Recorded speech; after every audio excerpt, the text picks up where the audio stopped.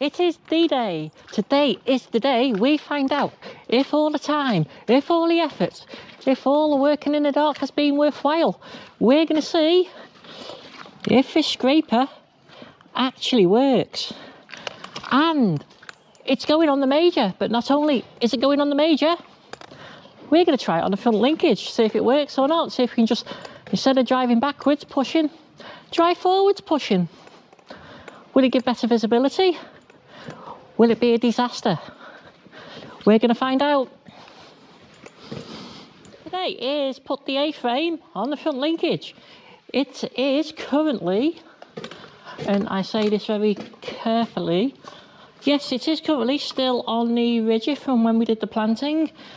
If you haven't seen the planting, go back, have a look at that video. That's quite a nice little one. We use a probably 1960s planter to do our stubble turnipy, swedes and parsnips and that kind of thing. So go back, have a look at that.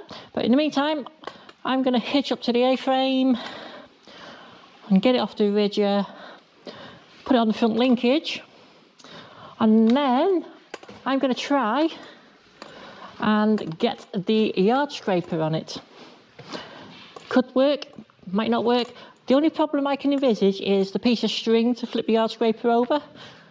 Getting that into the cab could be a bit tricky, whereas when it's on the back, it's readily available, isn't it? So we'll see how we go with that one. Some concerns that my front linkage wouldn't go low enough, but I think it does. I think I'll be okay. I think that's 1-0 to me. Up on the Roberty.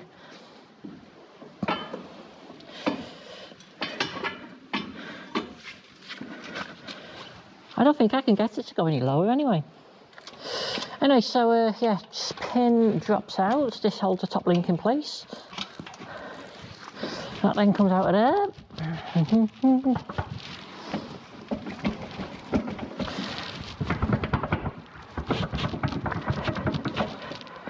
And then that drops hopefully in there.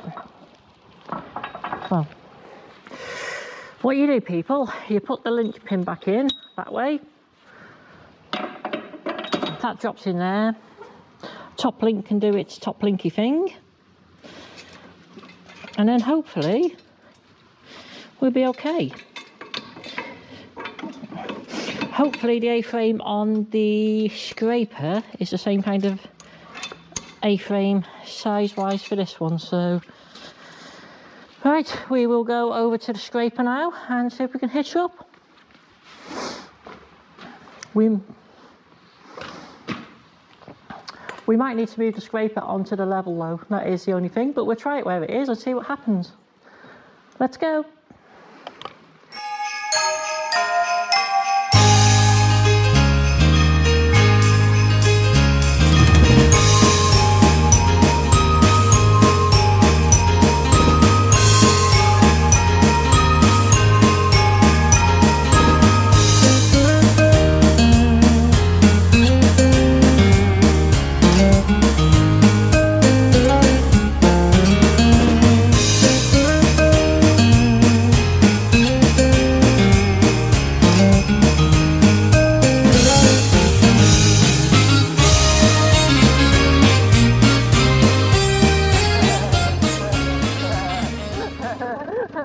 It sticks out a long way, Robert. It does.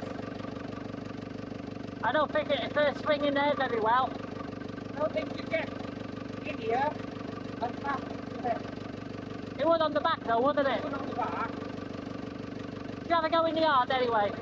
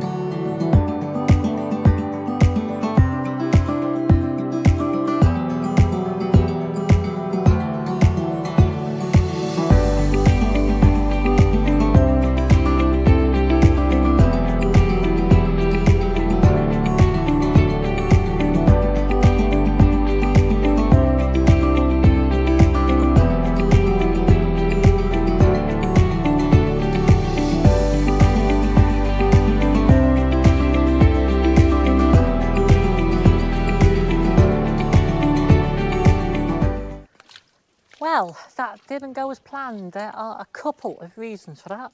Two.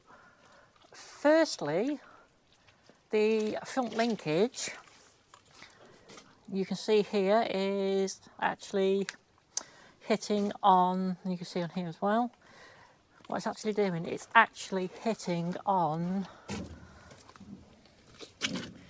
this part of the frame here. So what that's doing is that is stopping that from being able to be adjusted that way with the top link. We've got a speckled cow here, look. Yes, you're speckle.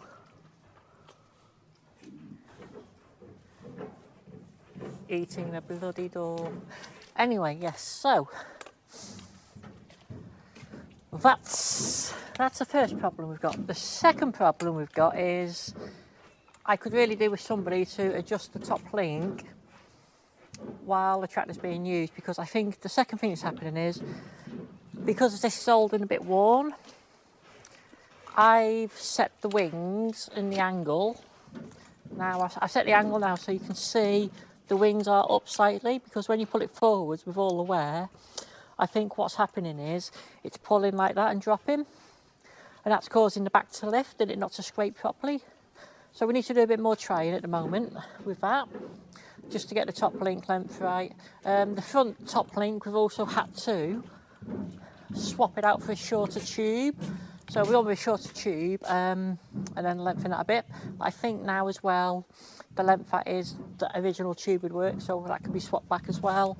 What else did we do? Yeah, so the other thing that we've done to try and make it work a bit better is we've gone to the lowest hole here on the A-frame.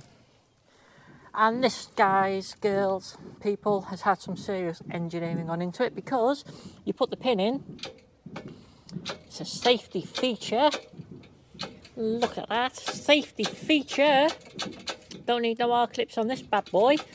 With a pin in there, you can't really see A-frame. So which works better? Now, in terms of manoeuvrability for driving around the yard, having it on the back is definitely easier. It's quite big when it's on the front, don't get me wrong. Link arms. Now, on the link arms, I've actually had to move the arms into this hole, away from this hole here. That is to try and get the link arm to drop enough to go underneath the hook end, to go under the ball on the A-frame. It hasn't worked. You've still got to lift that up, which isn't too much of a problem really. It could be dropped on an actual stand at the front or something. Alternatively, in here, do you see down in there the top set of holes?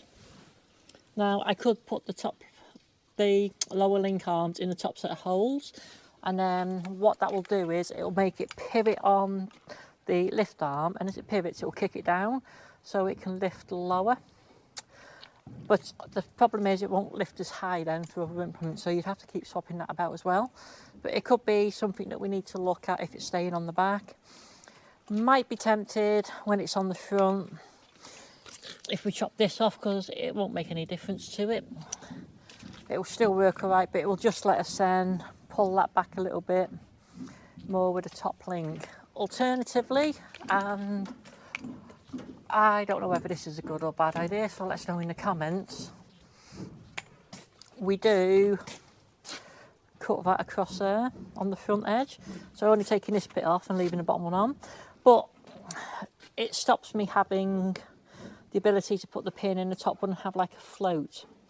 What I would like to try and see if it cures the problem is having a pin there and a pin in the top, and then that'll let the pin go up and down in between the two pins, and it might make it so that it doesn't drop enough for that to hit.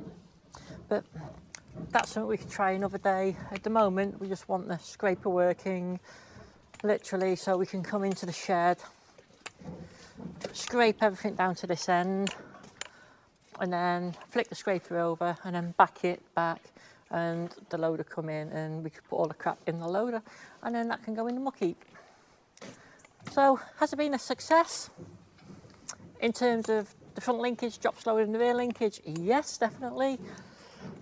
Does it scrape? Well, I think with a bit of setup time we could make it scrape a lot better than it has done. On the back it's a lot more manoeuvrable, especially if we're going to try and go in to the door down that end and then drive all the way through in one pass. Whether we reverse in or drive through pulling it behind, I'm not too sure yet. We need to give it a go and see what works for us. But I quite like it on the front because it's very easy to see what you're doing as you're driving forwards or reversing. Well, maybe reversing, I don't know about that, but driving forwards it's very easy to see. The wings are quite a bit wider than the tractor really compared to what other people are running, but I don't think that's too bad.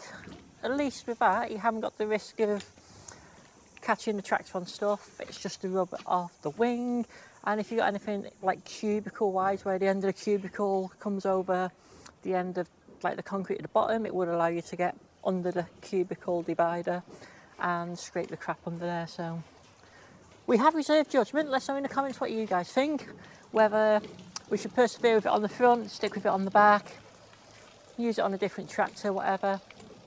But I am tempted to cut that bit of the A-frame off, and when we're not in a rush, give it a go on the front again. But it's not too bad, it's doing the job. Front linkages, well, yeah, it's a front linkage, isn't it?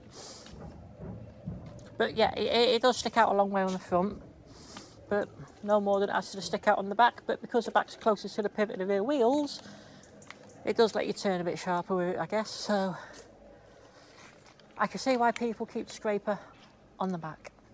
So if you've enjoyed this video, give us a thumbs up and subscribe to the channel, and we'll see you again soon. And if anybody wants to see a broken transfer box, this is it. As you can see, the teeth have well and truly gone off the centre gear there, and the carnage of bits flying around has made a mess of the other two. So that's not good. That was a job we replaced the other day for somebody. Right, go. When the moisture meter says 11% when it's in the air, can you deduct that off what this is to start off with? Wait, what are we looking at? I said the moisture meter says 11%, yeah, as the air is 11% moisture. When you're supposed to get your logs down to below 20, depends how hard I push it in. Yeah, 20. Take it out a bit, it'll be fine. If I push it in really hard, Oh gosh. 29, well, 30. I don't know. Yeah. But these were literally, this is ash, and this was cut 3 weeks ago, 4 weeks ago. Yeah, about that. So this hasn't had any seasoning time. I'm expecting the bark to be a lot wetter. Yeah, 40%. But the actual heart of the wood,